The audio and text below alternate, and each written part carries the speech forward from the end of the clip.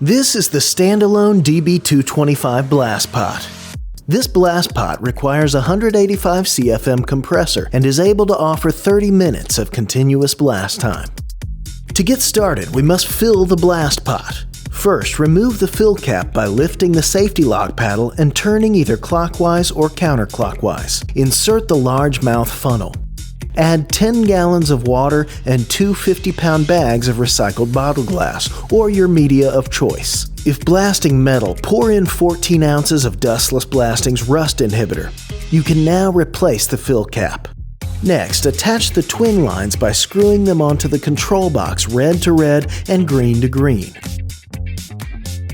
Connect the 50-foot blast hose to the pinch hose and insert the safety pin. Connect your compressor's outlet hose to the blast pot's air inlet and insert that safety pin.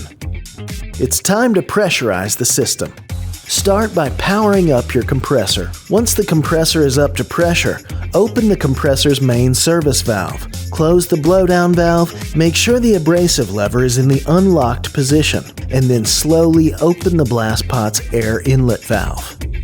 As the blast pot pressurizes, you'll see the abrasive lever pop up when the pot becomes pressurized. Then adjust the abrasive lever to your desired height. Refer to our abrasive adjustment video if you need further information.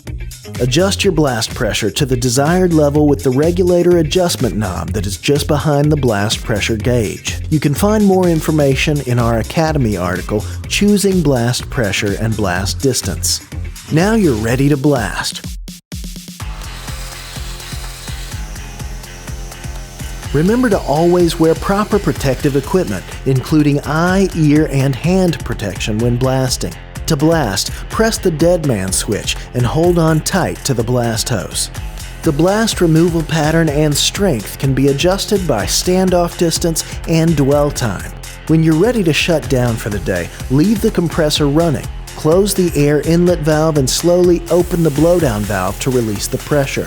Let the blast pot fully depressurize before turning off the compressor. You can always find out more in our online academy or by calling and talking to our technical support team.